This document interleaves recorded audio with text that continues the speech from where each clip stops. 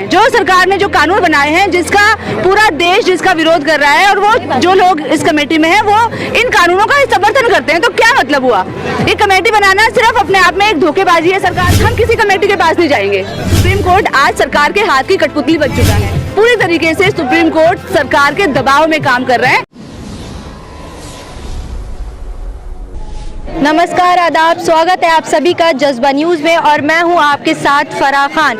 किसान आंदोलन का मुद्दा अब देश भर में गूंज रहा है। लगातार किसान तीनों कृषि कानूनों को लेकर संघर्ष कर रहे हैं और सरकार से ये मांग कर रहे हैं कि सरकार जब तक तीनों कृषि कानूनों को रद्द नहीं करेगी तब तक किसान आंदोलन नहीं खत्म होगा। मैं आपको बता दूं, इस किसान आंदोलन को दुनिया भर के लोगों का समर्थन मिल रहा है। यहाँ पर मौजूद है बच्चे भी, बूढ़े भी, नौजवान भी और महिलाएं भी। आप मेरे पीछे देख सकते हैं, यहाँ पर महिलाएं मौजूद हैं जो अपना समर्थन देने आई हैं किसानों के साथ। और मैं आपको बता दूं, जहां एक तरफ किसान अपनी मांगों पर अड़े हैं सरकार से, वहीं दूसरी तरफ सरकार भी अड़ी हुई है और सरकार का रवैया साफ है कि हम तीनों कृषि कानून रद्द नहीं करेंगे। और इसी बीच सुप्रीम कोर्ट की एंट्री भी किसान आंदोलन में हो चुकी है और सुप्रीम कोर्ट ने अभी इन कानूनों पर स्टे लगा दिया है और कमेटी गठित कर दी है। लेकिन सवाल ये उठता है, जो कमेटी सुप्रीम कोर्ट ने गठित की है उस कमेटी में जो 4 सदस्य हैं वो तीनों कृषि कानूनों का समर्थन करते हैं। इसी मुद्दे पर मैं आज बात करूंगी इन महिला से। क्या नाम है मैम आपका? मेरा नाम ऋतु कौशिक है। जिस तरह से आप देख रहे हैं कि किसान आंदोलन में सुप्रीम कोर्ट की एंट्री हो चुकी है, गठित कर दी है सुप्रीम कोर्ट ने कमेटी और कानूनों पर अभी स्टे लगा दिया है। लेकिन जो कमेटी गठित की है उसमें जो 4 लोग हैं, 4 मेंबर्स हैं, वो इस कृषि कानूनों का समर्थन करते हैं। तो किस तरह से देखती हैं आप इसको? देखिए, सरकार की सिर्फ एक चाल है और कुछ भी नहीं है, क्योंकि जो सुप्रीम कोर्ट ने जो कमेटी बनाई है वो जानते हैं हम लोग कि वो सभी लोग प्रो लॉज हैं। जो सरकार ने जो कानून बनाए हैं, जिसका पूरा देश जिसका विरोध कर रहा है, और वो जो लोग इस कमेटी में हैं वो इन कानूनों का समर्थन करते हैं, तो क्या मतलब हुआ? ये कमेटी बनाना सिर्फ अपने आप में एक धोखेबाजी है सरकार की, जो सरकार अभी तक करती आई है। और इन कानूनों से उन लोगों से कोई मतलब नहीं है। उन लोगों को कमेटी में रखना चाहिए था जो लोग समाज के बारे में सोचते हैं, सही समझ रखते हैं। और ये जो कानून है ये किस तरीके से देश की जो बहुतायत जनता है, जो किसान है, मजदूर हैं, गरीब मेहनतकश हैं, छात्र हैं, नौजवान हैं, विशेषकर महिलाएं हैं, उनके ऊपर इन कानूनों का कितना बुरा असर पड़ने वाला है, ये समझदारी जिन लोगों को है, जो आंदोलन में जो लोग हैं, उनमें से सरकार को चुनना चाहिए था कमेटी गठित करने के लिए। तो ये कमेटी कहीं ना कहीं एक तरीके से मुद्दे को डिसॉल्व करने वाली बात है और कुछ भी नहीं है। महिलाओं की, बुजुर्ग की और बच्चों की बात की। मैं आपको बता दूं, जब सुनवाई हुई थी किसान आंदोलन को लेकर सुप्रीम कोर्ट में, तो सुप्रीम कोर्ट ने महिलाओं, बच्चों और बूढ़ों पर जोर देकर यह कहा था कि वो अपने घर बैठे और यहाँ पर युवा और जो है नौजवान वही सिर्फ आंदोलन करें। घर बैठे, ये तो सरकार चाहती है कि घर बैठे, कोई सरकार की गलत नीतियों का विरोध ना करे, लेकिन घर बैठ के क्या करें? आज आप ये बताइए कि घर पे तो वैसे ही बैठे हुए हैं लोग, सरकार ने रोजगार सबके छीन लिए, तो घर पे बैठे हुए हैं, क्या करेंगे? वो भूखे मर रहे हैं, लोग भूखे मर रहे हैं अपने घरों में बैठकर। ना बच्चों के लिए उनके पास कुछ है, ना बच्चों को पढ़ाने के लिए है, ना कुछ खिलाने के लिए है। महिलाएं सुरक्षित नहीं है, घरों तक के उनके अंदर महिलाएं सुरक्षित नहीं है। आप एक दिन में 97 महिलाओं के साथ बलात्कार हो रहा है, छोटी छोटी बच्चियां घर में सुरक्षित नहीं है। कैसे घर में बैठ जाए हम? तो अपने अधिकारों को लेकर तो सड़क पर उतरना पड़ेगा। और मैं तो ये कहती हूँ कि हमारे देश के बड़े बड़े नेताओं ने कल विवेकानंद जी की फोटो पर माल्यार्पण किया। ये भारतीय जनता पार्टी वाले मानते हैं कि विवेकानंद जी जो हैं वो हमारे देश के एक बहुत बड़े नेता थे, उनके फोटो पर माल्यार्पण करते हैं, लेकिन उनकी सीख लेते हैं, उनके विचारों से सीख लेते हैं? नहीं लेते। सिर्फ उनकी फोटो से इन लोगों को मतलब है। विवेकानंद जी ने कहा है, जो व्यक्ति अपने देश के हित के लिए, अच्छे बुरे के लिए जो लड़ाई नहीं कर सकता। अच्छे बुरे और सीख की आप बात कर रही है। मैं आपको बता दूं, जो सत्ता में बैठी सरकार है वो हमेशा कहती है कि हमारी नीतियां और फैसले गंगा की तरह साफ होते हैं, तो उस पर क्या कहेंगे? बिल्कुल, देखिए, आज ना ही तो गंगा साफ है और ना ही इनके जो फैसले हैं या इनकी जो नीतियां हैं वो साफ हैं, ना इनकी नीयत साफ है।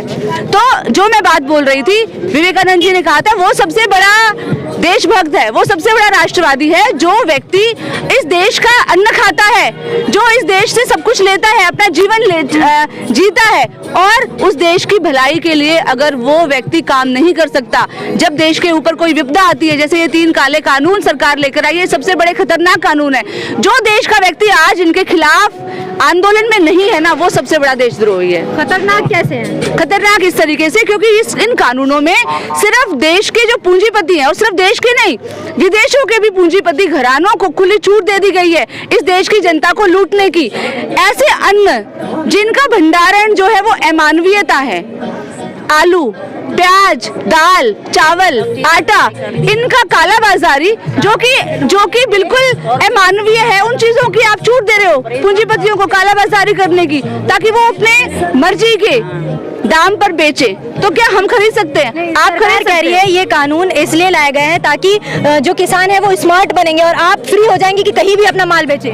किसान स्मार्ट बनना चाहते हैं कि नहीं बनना चाहते भैया, पहले उनसे पूछ तो लेते। आप किसानों पर जबरदस्ती थोप रहे हो हम स्मार्ट बनाएंगे। पहले तो तुमने 2 करोड़ लोगों को रोजगार दे दिया जबरदस्ती, है ना, फिर 15-15 लाख रुपए भी दे दिए तुमने। अब तुम किसानों को 15 लाख आए, वही तो बात है ना, 15 लाख रुपए आए क्या? 15 लाख नहीं, 15,000 भी नहीं आए। 15,000, 15 रुपए भी नहीं आए। तो ये तो सिर्फ इनका जुमला है। 15 लाख रुपए हम सबके खाते में डालेंगे, 0 भी रुपए भी इन्होंने डाला। उल्टा जो बेचारे लोगों ने किसी तरीके से, महिलाओं ने जो कुछ पैसे बचा के रखे थे नोटबंदी में, वो सब भी इन्होंने ले लिए। 15 लाख रुपए देने की बजाय इतना धोखा किया देश की जनता के साथ। जिन महिलाओं ने, जो महिलाएं अपने घरों को चलाती हैं किसी तरीके से, कैसे न कैसे करके वो अपने शराबी पति से बचाकर अपने पैसे कुछ रखती थी, उनसे भी उन्होंने वो पैसे छीन लिए। दूसरा, 2 करोड़ रोजगार इन्होंने बोला था, आज 2 करोड़ क्या 200 करोड़ लोग आज बेरोजगार हो चुके हैं। ये रोजगार देने की बात करते हैं, उससे कई गुना बेरोजगार लोग इन्होंने लाइन में खड़े कर दिए हैं। तो ये जो बेरोजगार लाइन में खड़े हो गए हैं, ये इनको अपने घरों में बैठने के लिए बोल रहे हैं। कैसे घरों में बैठेंगे आप बताइए? भूखे मरने के लिए। इसीलिए आज एकमात्र सिर्फ लड़ाई रास्ता है, आंदोलन रास्ता है, कोई घर में नहीं जाएगा। बल्कि हम कहते हैं जो घरों में बैठे हुए हैं ना, उनको भी आज यहाँ आंदोलन में आने की जरूरत है।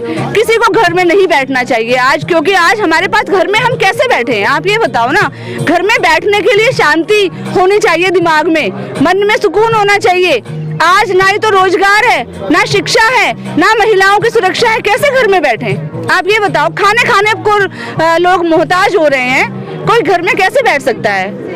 तो आप जिस तरह से देख रहे हैं कि आपको पता है कि सुप्रीम कोर्ट ने वही कमेटी गठित की है जो उनके समर्थन में है 4 लोग कृषि कानूनों के। तो क्या लगता है आपको सरकार सुप्रीम कोर्ट कहीं ना कहीं सरकार का साथ दे रही है? बिल्कुल। देखिए, सुप्रीम कोर्ट का जो चरित्र है, ये एडवोकेट प्रशांत भूषण जी बहुत पहले से बिल्कुल स्पष्ट कर चुके हैं कि सुप्रीम कोर्ट आज सरकार के हाथ की कठपुतली बन चुका है।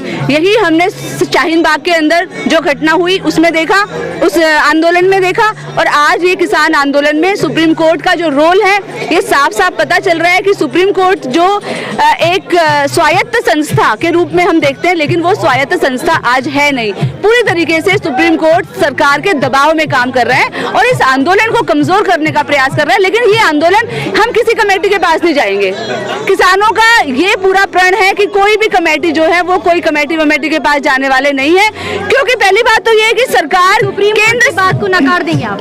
सुप्रीम कोर्ट की बात को देखिए, बिल्कुल जो बात जनता के हित में नहीं होगी उसको तो नकारना पड़ेगा, क्यों नहीं? सुप्रीम कोर्ट जनता के हित की बात करे, सरकार के हित की बात अगर सुप्रीम कोर्ट करता है तो कैसे नहीं नकारा जाएगा आप बताइए? तो आप देख सकते हैं इनका यही कहना है कि अगर सुप्रीम कोर्ट भी हमारे हितों की बात नहीं करेगा तो हम उसकी बात को भी नकार देंगे। अगर वो जनता की बात करेगा तभी हम उसकी बात मानेंगे, क्योंकि सरकार जो है, सरकार के हाथों की कठपुतली है सुप्रीम कोर्ट। आपकी इस खबर के बारे में क्या राय है, हमें नीचे कमेंट बॉक्स में कमेंट करके जरूर बताएं। शुक्रिया।